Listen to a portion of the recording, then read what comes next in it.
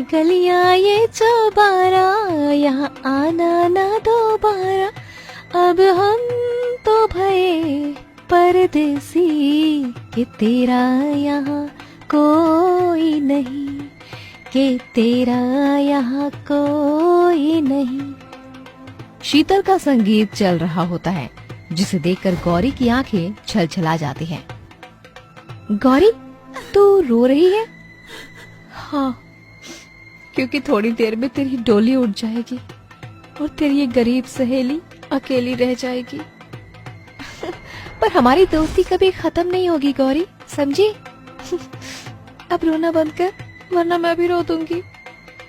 बड़े धूमधाम से शीतल की शादी शिव से हो जाती है। गौरी घर जाती है, जहाँ गरीब गिरिवर ठंड में थरथराता हुआ चूल्हा जला रहा होता है। बाबा, मैं तो आ ही रही थी।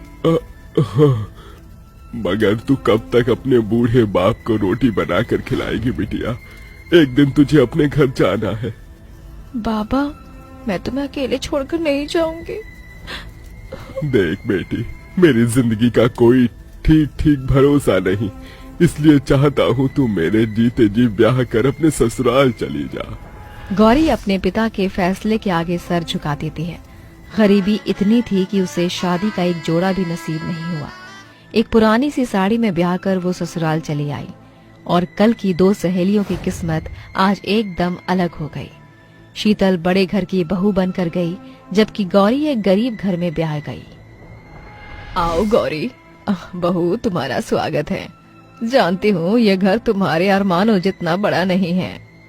गौरी ने अपने सास ससुर के पैर छुए और मुस्कुराकर कहा, माँ जी, बाबा ने कहा कि ब्याह के बाद लड़की का अपना घर उसका ससुराल होता है। मेरा ससुराल मेरे लिए मंदिर है। तभी आसमान में जोर जोर से बादल गरज उठे और बारिश होने लगती है। तभी सुमति को चिंता में देखकर गौरी कहती है, माँ जी, आप बारिश देखकर परेशान क्यों हैं? क्योंकि ये बारिश ही तो जाड़ा बढ़ा देगा बहू, और ठंड सबके लिए एक समान जो नहीं होती। सभी सो जाते हैं, पर आधी रात एकदम से कड़ाके की ठंड पड़ने लगती है। नंदू ठंड से रो पड़ता है। माँ, जोर से ठंड लग रही है, कंबल ओढ़ा दो ना माँ।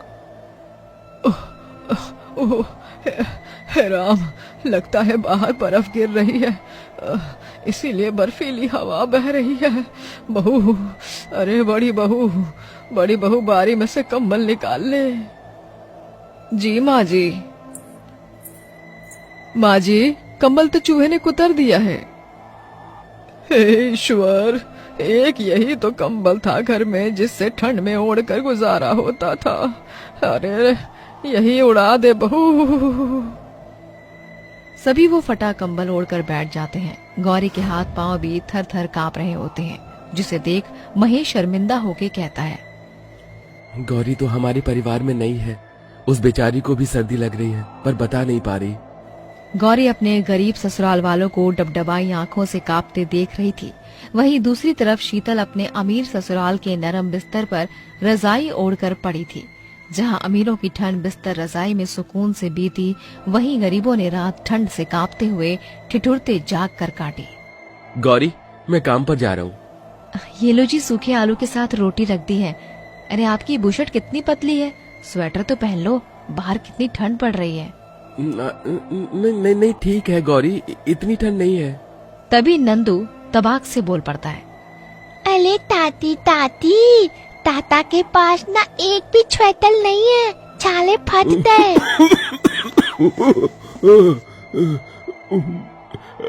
महेश, ये ले बेटा, मेरा ये स्वेटर पहन ले, मुझे तो घर में रहना है। नहीं बाबूजी, आपका बुढ़ापे का शरीर है, इसकी जरूरत आपको ज्यादा है।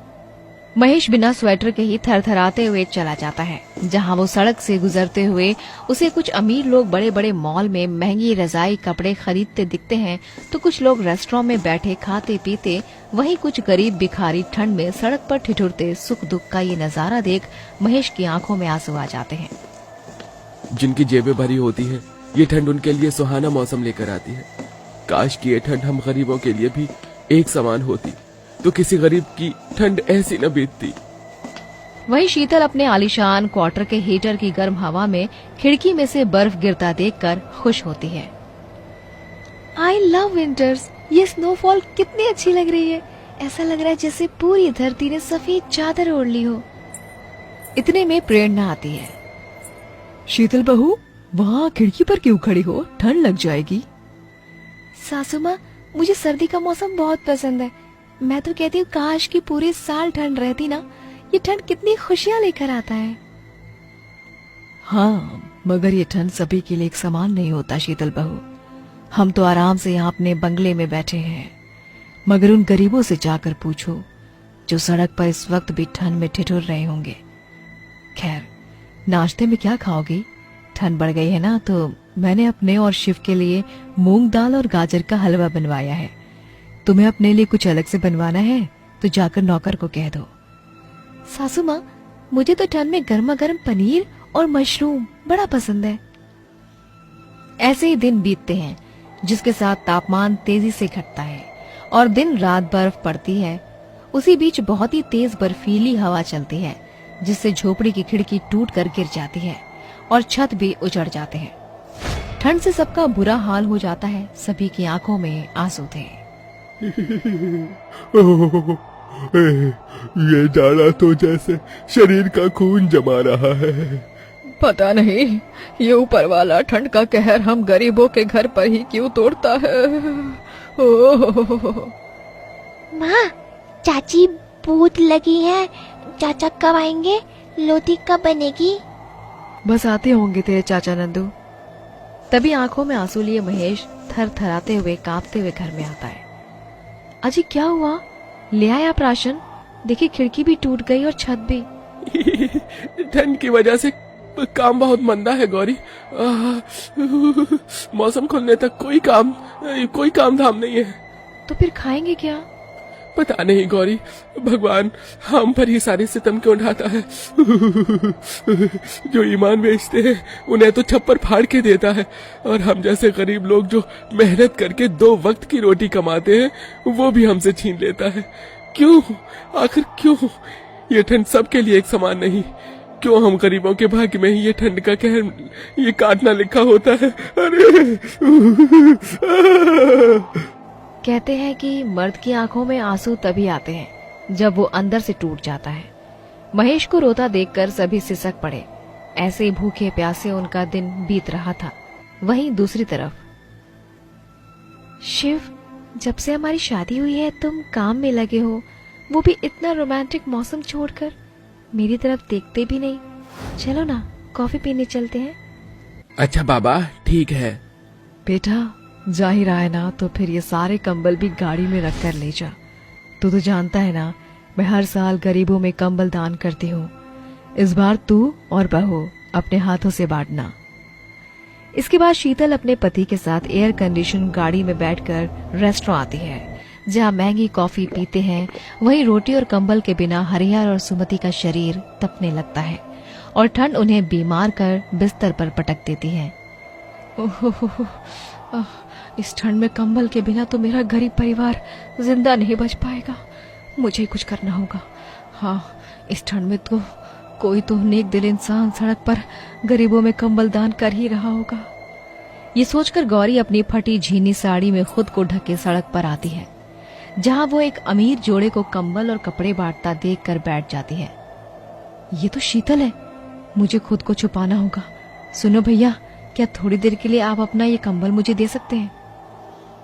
गौरी एक भिखारी से कंबल मांगकर अपना चेहरा ढक लेती है, पर शीतल उसे देख लेती है और रुहासी होकर बोलती है,